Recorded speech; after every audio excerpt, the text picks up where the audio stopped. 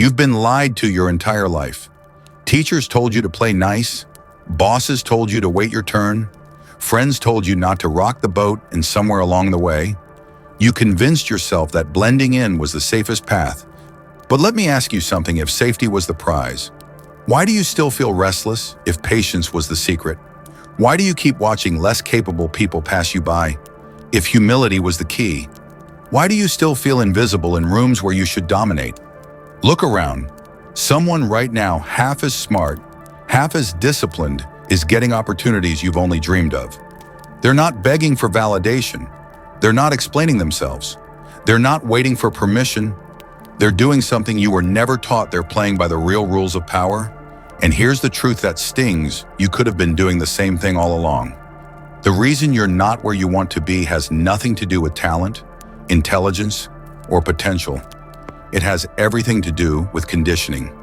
You were conditioned to ask before taking, to apologize for existing, to explain your every decision to people who secretly hope you stay small. You thought being liked would be enough. But here's the reality: likability has never changed history. Competence has, silence has, boundaries have. And the people who master these are the ones who quietly, ruthlessly, and inevitably rise. So, here's the question, the one that should keep you awake tonight. What would happen if you stopped asking? What would happen if you stopped waiting for people who will never give you permission to be who you already know you can be? What if the only thing standing between you and unstoppable confidence was the decision to act differently starting now? This isn't motivation. This isn't hype. What you're about to hear are 7 principles drawn from psychology, sharpened by Stoicism, and proven in the real world that will turn every room you walk into upside down. By the end, you won't just think differently, you'll move differently, speak differently, and carry yourself like someone who doesn't need permission anymore, because you won't. Principle 1, speak less, mean more, the Stoic edge of silence. Let me ask you something. Have you ever walked out of a meeting and thought, why did I say so much? Did I just give away more than I needed to? If you've ever felt that uneasy pit in your stomach after talking too much, you're not alone. Most of us were raised to believe that participation equals value, that if we fill every silence, people will see us as smart, confident, and worthy of respect. But here's the paradox: the more you talk, the more you reveal, and the less power you hold. When I was in my early 20s, I sat in a boardroom surrounded by people who out-earned me tenfold. I was desperate to prove I belonged, so I did what I thought ambitious people did. I talked. I filled every pause with nervous jokes, every silence with some comment to show I was engaged. I thought my words would elevate me. Instead, they exposed me. The most powerful man in that room hardly spoke at all, but when he finally did, the entire atmosphere shifted. Heads turned. People leaned forward.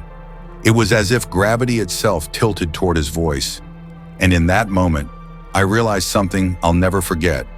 Your mouth can be your enemy, but your silence, when chosen deliberately, is a weapon. Why does silence hold such weight? Because silence is uncomfortable. People project their own fears into it.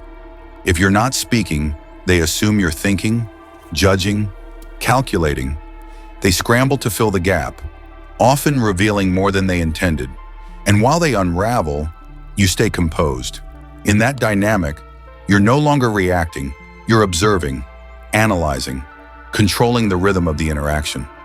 The Stoics understood this centuries ago. Epictetus warned that we have 2 ears and only 1 mouth, and we should use them in that proportion. Silence isn't passivity, it's discipline. It's the restraint to withhold unnecessary words so that when you finally speak, your voice carries the weight of intention. Think about it like a game of chess. If you make too many random moves, your strategy becomes obvious and your position weakens. But if you hold back, if you move with precision, your opponent spends their time guessing, worrying, second-guessing themselves. Your silence in conversation works the same way. When you resist the urge to explain everything, people respect the mystery. They pay closer attention when you finally decide to reveal your move. Let me give you another example. A client of mine once confessed he felt invisible at work. His instinct was to talk more in meetings, to show up by adding comment after comment, but the effect was the opposite. People tuned him out. So I challenged him for the next 3 weeks. Only speak when you can clarify the problem, sharpen the decision, or bring a unique perspective. At first, it terrified him. He worried people would think he was disengaged, but something amazing happened. When he finally did speak, people stopped and listened. Colleagues started asking for his opinion directly. His fewer words had more gravity than all his chatter ever did. That's the power of disciplined silence. Now, let's be clear, this isn't about being mute or withholding for the sake of ego. It's about intentionality. Speaking less doesn't mean disappearing. It means choosing words so carefully that when they leave your mouth, they land with force. It means resisting the impulse to fill silence just to ease tension. It means understanding that in many situations, silence itself communicates authority. Here's how you can practice this principle. 1, pause before you respond. Count to 3. If silence feels awkward, good, it's working. Let the other person feel the weight of it. 2, ask sharp questions instead of long explanations. Instead of talking in circles, cut through with one question that reframes the whole discussion. 3, eliminate nervous chatter. Stop saying things just to prove you're engaged. Let your focus and presence prove it instead. Notice what happens when you do this. People will start to lean in. They'll begin seeking your approval, your reaction, your opinion, not because you demanded it, but because you created scarcity. Your words became valuable simply because they were rare. Machiavelli once wrote, "Everyone sees what you appear to be, but few experience what you really are." Your silence creates that gap, what they don't know. They imagine, and often, what they imagine about you is far more powerful than what you could have explained outright. So the next time you're tempted to speak just to fill the air, remember this: silence is not emptiness. Silence is presence. It's not the absence of power. It's the proof you don't need noise to control the room. Speak less, mean more, and watch how quickly the world recalibrates around your voice. Principle 2, feelings are signals, not sovereigns. Let me ask you something. How many times in your life have you said or done something in the heat of the moment that you later regretted? Maybe it was an angry email, a rash decision, or words you couldn't take back. We've all been there. But here's the deeper question: why do we give our feelings so much power over our lives? As if every spark of emotion must be obeyed like a command. The truth is simple but uncomfortable. Your emotions are not your identity. They are signals, not sovereigns. They are chemical storms, powerful, real, but temporary. And if you confuse them with who you are, they will drive your life like an unskilled, reckless driver. The Stoics understood this long before modern psychology. They taught that feelings are impressions, information, flashes of sensation that pass through us. We can observe them, analyze them, and then decide whether or not they deserve a response. I'll share a story. Years ago, I was betrayed by someone I trusted. In a room full of people, they twisted personal struggles I had shared in confidence and used them against me. My chest tightened, my throat burned, and every cell in my body screamed for retaliation. I wanted to explode, to set the record straight, to defend myself, but something in me said, "Wait." So I stayed silent. I let them rant, and as they lost control, I gained it. Their behavior exposed them. My composure revealed me. That day, I learned that emotional restraint isn't weakness, it's power. Think about how Stoicism reframes this. Marcus Aurelius wrote, "You have power over your mind, not outside events. Realize this, and you will find strength." He didn't say you have power over what happens to you, but he insisted you have power over your interpretation. That's the battlefield, how you choose to interpret and respond. Here's the danger of letting emotions rule. Manipulators thrive on predictability. They know your buttons. If you always explode when disrespected, they will bait you. If you always collapse when guilt-tripped, they will press harder. But when you master your reactions, the game ends. They lose their script. They can't control you because you've stopped outsourcing your behavior to momentary feelings. So how do we practice this in real life? Try this 3-step Stoic filter. 1, name it. Say, "This is anger," or "This is fear." By naming it, you separate it from your identity. You are not the emotion, you are the observer. 2. Locate it. Where is it in your body? Is it a tight jaw? A racing heart? Seeing it physically reminds you it's a chemical reaction, not your destiny. 3. Leverage it. Ask, what is this emotion trying to tell me? And what is the most useful action right now? Turn the signal into strategy. Let me give you another example. A client of mine once faced a brutal performance review. His boss exaggerated minor flaws, clearly trying to provoke him. His instinct was to argue, to defend. Instead, he took a breath and asked calmly, "Can you give me a concrete example of that behavior?" The room went silent. The boss stumbled. The observers saw the truth, one man in control, the other unraveling. That is what emotional mastery looks like, not suppression, but transformation. Now, don't mistake this for being cold or robotic. Stoicism isn't about denying that you feel. It's about refusing to be enslaved by those feelings. You still experience joy, sadness, frustration, even rage, but you choose whether they dictate your actions. As Seneca put it, we suffer more in imagination than in reality. The initial sting may be real, but the suffering that follows is often self-inflicted because we let the emotion replay endlessly and direct our choices. The reward for this discipline is enormous. When people see that you remain calm in chaos, they begin to trust you with more responsibility. You become the one others turn to in a crisis, not because you're the loudest, but because you're the most grounded. They sense you won't crumble under pressure, and that's leadership in its purest form. But the greatest reward is personal freedom. Imagine not being a slave to anger, not letting guilt rewrite your decisions, not allowing fear to shrink your life. Imagine seeing emotions for what they are: passing weather, not permanent truth. You'd still feel them, but they would no longer own you. That's what it means to become emotionally untouchable. So the next time you feel yourself boiling, step back, name it, locate it, leverage it. Ask, if I were the calmest, strongest version of myself, what would I do right now? Then act from that place. Because in a world where everyone is ruled by impulse, the person who chooses response over reflex doesn't just survive, they lead. Principle 3, control information like your life depends on it. Let me ask you something. How much do the people around you really know about you? Not the image you show on social media, not the professional mask you wear at work, but your actual plans, your deepest fears, your long-term strategy. Be honest, do you share too much, too quickly? Do you hand out pieces of yourself like free samples, hoping someone will validate them? If so, you're not just being open, you're being careless with the most valuable currency you have: information. Here's the truth people don't tell you: information is power. Not money, not status, not connections. Those things matter, but they're fragile. What lasts is control over what you reveal, when you reveal it, and to whom. And the people who rise the fastest are not always the most talented. They are the ones who understand this law: the less you expose, the more others respect. I used to be the opposite. I thought transparency was a virtue.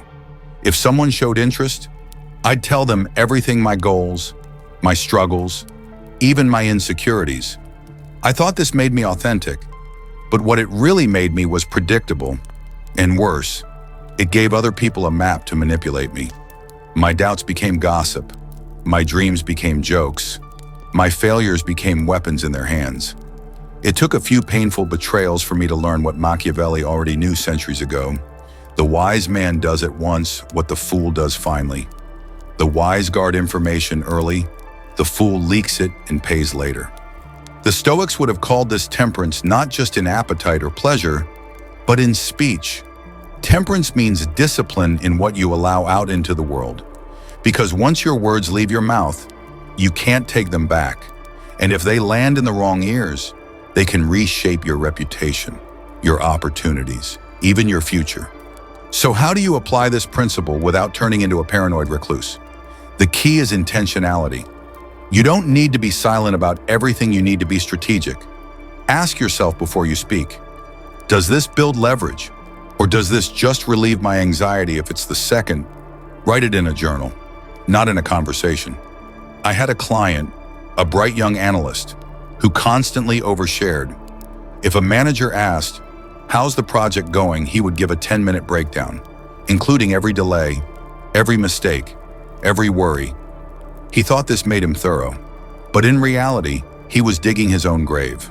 Colleagues began to see him as weak, not because of his work, but because of his words. Once he learned to answer with precision, "We're on track. You'll see the update in Friday's report," everything changed. His reputation improved overnight. Why? Because scarcity creates value. The less he revealed, the more confident he appeared. On the flip side, think of the people you most respect. How much do you actually know about their private fears, their long-term plans, or their internal struggles? Probably very little, and that's not by accident. They let their results speak. Their mystery forces respect. Their silence demands curiosity. Now, there's another side to this. While you guard what you share, you can expand what you gather. Every conversation is an exchange of intelligence. Most people, when they talk, reveal their motivations, insecurities, and even strategies without realizing it. Listen carefully, and you'll hear everything you need to know. Complaints reveal pressure points. Bragging reveals strategy. Excuses reveal fears. Pay attention, and the world hands you the playbook. This isn't about exploitation, it's about awareness. The Stoics valued perception, the ability to see reality as it is, not as we wish it to be. If you pay attention to what others reveal while staying disciplined about what you reveal, you begin to navigate life from a position of quiet advantage. Here are 3 practices you can start this week. 1. Answer with boundaries. When asked about your goals, give headlines, not blueprints. Say, "I'm working on something exciting, results will show soon." Let curiosity do the work. 2. Collect before you confess. Ask questions, listen carefully, and only share details that serve the relationship or the project. 3. Guard your next move. Never broadcast plans that aren't yet executed. Results are harder to attack than promises. Remember this: control of information is control of options. Control of options is control of outcomes. The one who speaks less but observes more will always stay 3 moves ahead. So the next time you feel the urge to unload everything, stop, breathe. Ask yourself, is this information a gift or is it leverage? Because once you give it away, you don't own it anymore. And in a world where words can be turned into weapons, owning your silence might be the most dangerous confidence of all. Principle 4, ruthless competence, become too valuable to replace. Let me ask you this. Do you believe being liked at work is enough to secure your position, your promotion, your future? Many of us were raised to think so. We were taught to be agreeable, helpful, accommodating, that if we made ourselves easy to work with, opportunities would naturally follow. But here's the cold truth: being nice doesn't make you necessary. And in the brutal marketplace of life, what isn't necessary is replaceable. For years, I made this mistake. I was the pleasant coworker, the reliable helper, the one who said yes to everything. And what did it get me? Overlooked, passed by, replaced by people who weren't half as cooperative, but twice as competent. That's when it finally clicked: your survival, your growth, your power. None of it comes from being liked. It comes from being irreplaceably good at something that matters. The Stoics would call this discipline the commitment to mastery beyond comfort. Marcus Aurelius reminded himself every morning, at dawn, when you have trouble getting out of bed, tell yourself, "I have to go to work as a human being." Work, in Stoic philosophy, isn't just about tasks. It's about fulfilling your unique duty with excellence. And excellence, not likability, is what earns respect. Here's what ruthless competence looks like in practice. You don't just do your job, you understand the entire system around it. You know not only how to complete your tasks, but how they fit into the bigger picture. You don't just solve problems, you anticipate them before they explode. You prevent crises others don't even see coming. You don't just meet expectations, you create value so undeniable that losing you would cost more than keeping you. I once coached a product manager who was frustrated that she kept being passed over for promotions. She was friendly, well-liked, always willing to help, but she was invisible when it came to results. We flipped her strategy instead of trying to be agreeable. She became obsessed with anticipating problems 2 sprints ahead. She built dashboards that revealed issues before they became emergencies. Within months, her boss wasn't just noticing her, he was depending on her. By the end of the year, she wasn't asking for a raise. She was fielding offers. Why? Because she had become too valuable to lose. Machiavelli himself warned that introducing a new order of things is difficult and dangerous. Yet it is precisely what makes someone indispensable. Most people avoid that risk. They cling to comfort, doing the minimum required to stay in the game. But those who push further, those who commit to being ruthlessly competent, become the people others cannot do without. And once you reach that level, you stop competing for scraps. You start choosing between opportunities. Here's the paradox when you build ruthless competence. You no longer need to beg for respect. Your results speak louder than politics. People may not always like your directness, your boundaries, or your refusal to play along with office drama, but they need your outcomes more than they need their comfort, and that dependence changes everything. Let's get practical. How do you build this kind of competence? 1. Pick one domain that matters and go deep. Don't just skim the surface. Learn it inside out. Read, practice, analyze until you know it better than anyone around you. 2. Turn every weakness you spot into a system. If you find recurring problems, design a fix so effective that no one else ever has to struggle with it again. 3. Measure your value in results, not hours. Stop bragging about how busy you are. Start showing how your work changes outcomes. Another example, an engineer I knew stopped trying to be the friendly team player and instead became the person who wrote the clearest documentation in the company. Suddenly, every new hire depended on his work. His bosses couldn't imagine losing him.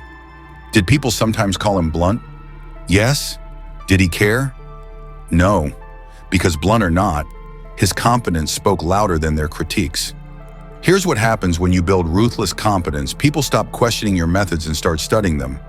They stop trying to manage you and start trying to keep you. And the confidence you gain isn't fake, it's grounded in undeniable evidence of your worth. The Stoic lesson here is simple. External opinions will always fluctuate, but excellence is within your control. When you commit to competence with discipline and consistency, you liberate yourself from the fragile game of likability. You no longer fear being replaced because you've built yourself into someone too costly to lose. So ask yourself, are you settling for being pleasant, or are you building something undeniable? Are you hoping to be liked, or are you working to become necessary? Because at the end of the day, people may admire charm, but they rely on competence. And if you want dangerous confidence, the kind that no critic, no rival, no boss can shake, you must be ruthlessly good at what you do. Principle 5, never explain yourself to the willfully confused. Have you ever noticed how some people don't actually want to understand you? No matter how carefully you explain, how many charts you prepare, or how much evidence you bring, their opinion never changes. Why? Because they were never confused in the first place. They were committed. Committed to their version of you, their narrative, their small box that makes them feel comfortable. I learned this lesson in the most painful way. Years ago, I made a bold decision to leave a stable job and chase something bigger. I had a plan. I had done the research. I had thought it through. But when I told friends and family, the reaction was brutal. You're reckless. You'll fail. Who do you think you are?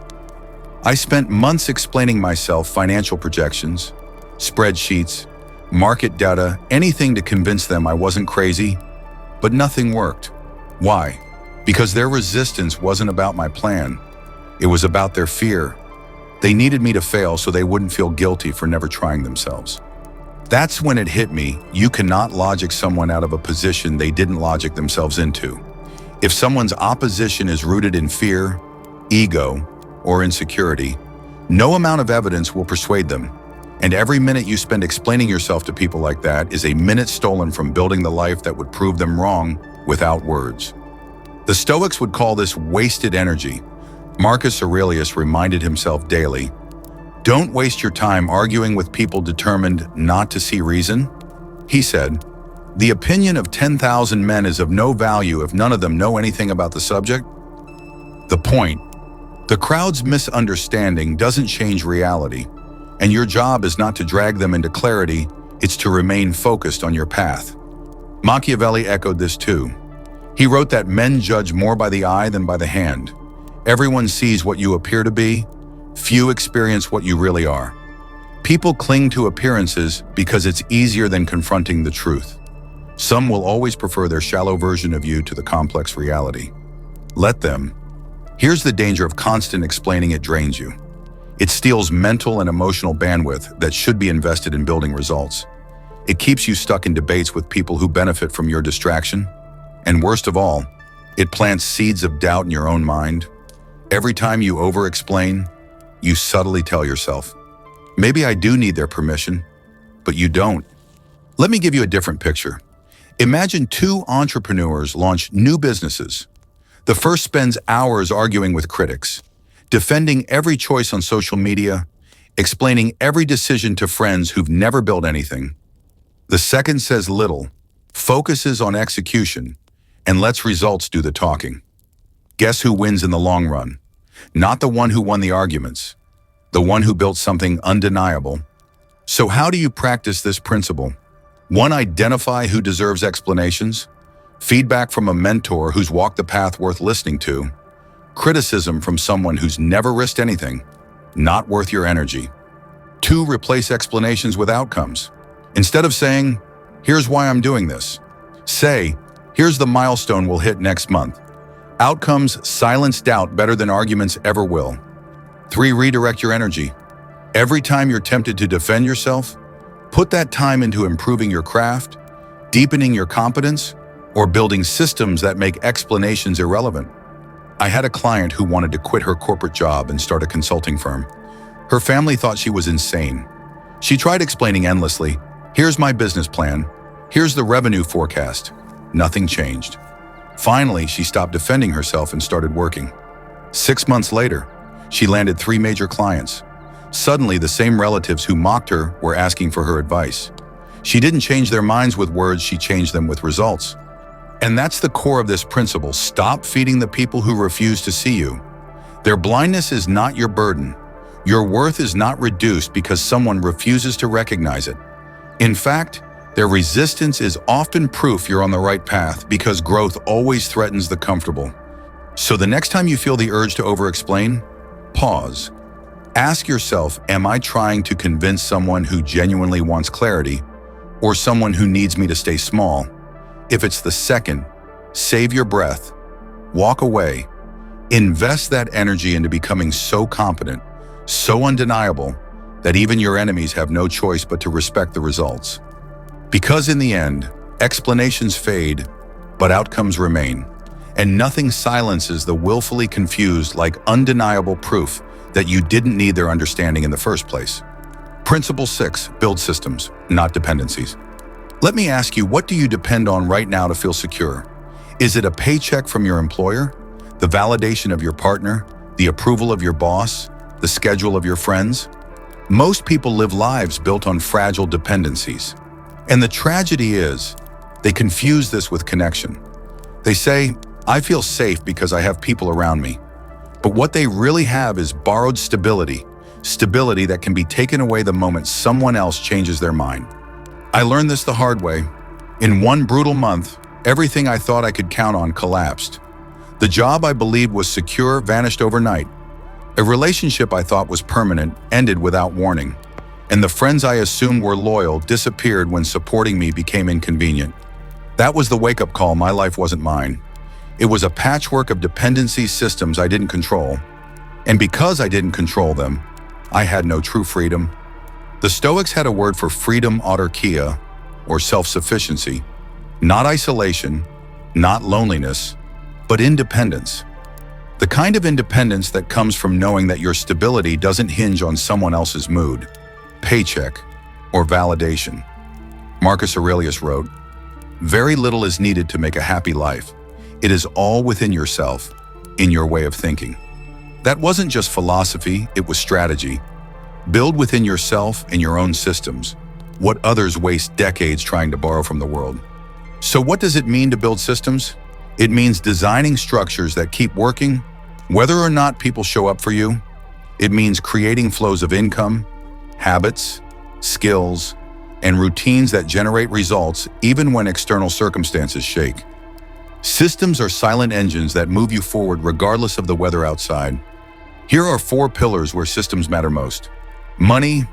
Don't rely on a single paycheck. Build multiple streams of income, even small ones, so you're not one decision away from disaster. Time. Create schedules and habits that anchor you fixed blocks of deep work, reflection, and rest that no one else controls. Energy.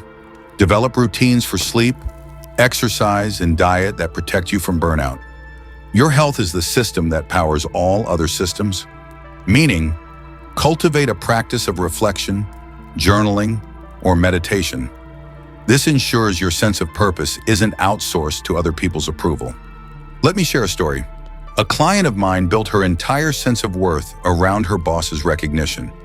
When her boss left the company, she collapsed emotionally because her validation system was external.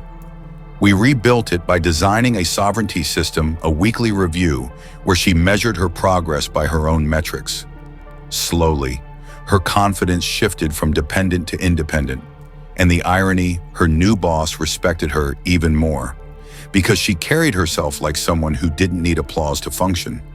Machiavelli said, "Everyone wants independence, but few are willing to pay the price of building it." That price is discipline. It's resisting the temptation of short-term comfort to create long-term sovereignty. It's learning new skills after work when Netflix is easier. It's saving and investing money when spending feels better. It's choosing structure now so you can live with freedom later. The beauty of systems is that they give you options, and options are the purest form of power. If you rely on one boss, you tolerate disrespect. If you rely on one partner for validation, you compromise your truth. If you rely on one paycheck, you live in fear. But when you have systems, you negotiate from strength. You can say no, you can walk away, you can choose not because you're reckless, but because you're prepared. Here's how you can start today. 1. Build one microsystem in the next 30 days. Maybe it's an automated savings plan. Maybe it's a morning routine that grounds you. Maybe it's a side hustle that brings in $200 a month. Small systems compound. 2. Audit your dependencies. Write down every area of your life where your stability relies on someone else's approval or paycheck. Then design a system to replace at least one of them.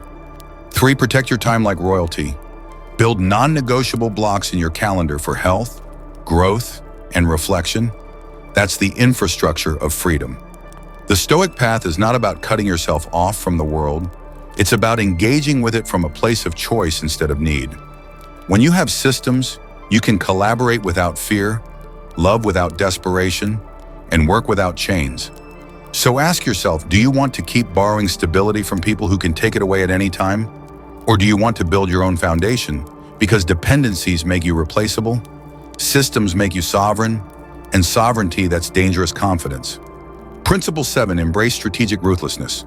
Let me ask you, how many hours of your life have you spent on people or problems that gave nothing back?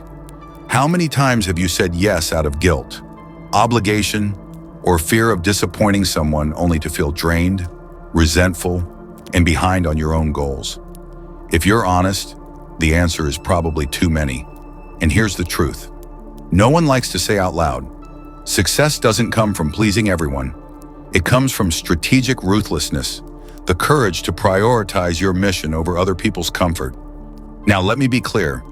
Ruthlessness is not cruelty. It's not about crushing people or taking more than you need.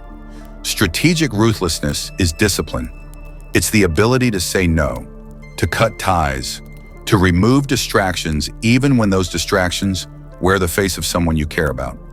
I learned this lesson in one of the hardest ways possible. A close friend from childhood had become toxic. Every conversation was a complaint, every meeting an emotional drain. I kept giving my time, my advice, my energy, because I confused loyalty with obligation. I thought being a good friend meant carrying their burdens indefinitely, but all it did was hold me back. Eventually, I realized that my growth depended on a choice: keep enabling their stagnation, or step away. So I did the ruthless thing. I ended the friendship. And as painful as it was, it freed both of us. They had to face their own life without leaning on me. And I finally had the bandwidth to focus on my goals. That decision taught me this: sometimes the kindest act is the one that looks harsh in the short term. The Stoics would nod at this. They believed in justice, but justice included fairness to yourself. Marcus Aurelius wrote, "You have power over your mind, not outside events. Realize this, and you will find strength." Strategic ruthlessness is an extension of that truth. You can't control what people expect from you, but you can control what you give them. And if what they demand compromises your duty to yourself, the just response is to withhold. Machiavelli put it bluntly, generosity without calculation weakens you. If you give endlessly to everyone, you eventually have nothing left for what matters most. The world doesn't reward endless availability, it rewards results, and results require focused energy. So what does this look like in practice? 1. Say no without apology. When someone asks for your time, money, or energy, ask yourself, does this align with my mission? If not, decline respectfully. No excuses, no long explanations. 2. Audit your relationships. Who energizes you, who drains you, who challenges you to grow, who keeps you stuck? Be honest, then act accordingly. 3. Protect your prime hours. If you give your mornings, the sharpest part of your day, to other people's agendas, you'll always be building their dreams, not yours. Here's another story. A client of mine spent years stuck in a mediocre partnership. He and his business partner had started strong, but over time the partner stopped contributing. My client carried 90% of the load while splitting profits 50-50. He didn't want to seem selfish, so he tolerated it, but his resentment grew. Finally, he applied strategic ruthlessness. He bought out the partner, rebuilt the company, and doubled revenue in 18 months. The so-called selfish decision was actually the only path to growth. And here's the paradox when you practice strategic ruthlessness. You often help others more than you hurt them. By refusing to enable weakness, you force people to confront reality. By removing yourself from their crutches, you give them the chance to grow. Sometimes the greatest gift you can give is the space for someone to struggle and find their own strength. Now, this isn't easy. Saying no will make some people angry. Walking away will disappoint others. But remember, this temporary disappointment is better than permanent resentment. And if you want to live with dangerous confidence, you must be willing to carry the weight of other people's disapproval. Here's how you can start building this muscle. 1. Track your drain points. For 1 week, write down every activity or interaction that leaves you depleted, then cut at least one of them out. 2. Practice small no's. Decline minor requests without apology. Build the muscle of refusal. 3. Ask the sovereignty question. Before saying yes, ask, does this strengthen or weaken my independence? If it weakens it, the answer is no. In the end, strategic ruthlessness isn't about becoming cold or heartless. It's about protecting the finite resources, time, energy, focus that allow you to fulfill your potential. And when you live this way, something powerful happens. The world starts to respect your boundaries. People value you more because you no longer give yourself away cheaply. So ask yourself, where in your life are you still saying yes when you should be saying no? Who are you carrying that needs to walk on their own? What systems are you neglecting because you're too busy managing someone else's chaos? The answers to those questions will reveal the areas where strategic ruthlessness is not just an option, it's a necessity. Because in the end, ordinary people try to keep everyone happy, but extraordinary people choose wisely, cut decisively, and focus relentlessly. That's not cruelty, that's clarity. And clarity, lived out with courage, is the most dangerous confidence of all. Conclusion: dangerous confidence as a way of life. We've walked through 7 principles, 7 shifts in thinking and action that can turn an ordinary life into one marked by power, presence, and dangerous confidence. Let's pause and tie it all together. Because knowledge alone doesn't change your life, practice does. Think back to where we began. Most of us are trained from childhood to be agreeable, to wait our turn, to apologize for wanting more. We're conditioned to think that safety lies in conformity and that being liked is enough to carry us forward. But the truth is harsher and better. Safety is an illusion, and real progress belongs to those who dare to think differently, move differently, and live differently. So what does that life look like? It looks like silence that speaks louder than noise. Principle 1 reminded us that power is not in endless words, but in measured presence. When you stop giving away your thoughts for free, you become the one people lean in to hear. It looks like emotional discipline. Principle 2 showed us that feelings are weather, not destiny. When you master your response, you stop being a puppet and start being a leader. Calm in chaos is the rarest and most valuable skill in any room. It looks like discretion. Principle 3 warned us that oversharing is self-sabotage. Guard your information, collect more than you reveal, and let mystery elevate your value. Scarcity of words makes them priceless. It looks like undeniable competence. Principle 4 shattered the myth of likability. People may admire charm, but they depend on results. Build ruthless competence, and you'll never fear being replaced again. It looks like freedom from the willfully blind. Principle 5 reminded us that explanations are wasted on people who never wanted to see you in the first place. Stop feeding them. Invest your energy where it multiplies. Let your results be your rebuttal. It looks like sovereignty. Principle 6 showed us that dependencies are chains disguised as safety nets. Systems, financial, physical, emotional, spiritual, are what give you true options. And options are power. Finally, and it looks like courage. Principle 7 called us to embrace strategic ruthlessness, to cut what drains us, to protect what matters, to risk other people's short-term disappointment for our long-term destiny. Put them together, and what do you see? A person who no longer begs for permission, a person who doesn't collapse when criticized, a person who walks into any room and alters the energy simply by existing. That is dangerous confidence, not arrogance, not noise, but grounded, disciplined, strategic presence. The Stoics would smile at this, because underneath every one of these principles lies their ancient wisdom. Focus on what you can control. Discipline your desires, master your mind, and live according to reason. Dangerous confidence isn't about domination, it's about self-mastery. It's not about being feared for cruelty, but being respected for strength. So let me ask you one final time, what would your life look like if you stopped asking? If you stopped waiting? If you stopped trying to be everything to everyone and started being irreplaceably valuable to the right people? The answer's already inside you. You don't need another pep talk. You need practice. Here's where you start. Choose one principle this week. Just one. Maybe you'll practice silence in your next meeting. Maybe you'll observe your emotions instead of reacting. Maybe you'll decline one request that doesn't align with your mission. Do it once, then again, then again. Confidence isn't built in theory, it's built in repetitions. And remember this, the world doesn't need you to be louder. It doesn't need you to apologize more, explain more, or beg more. The world needs you to be steady, competent, and disciplined. The world needs you to carry yourself with such undeniable presence that people adjust to you, not the other way around.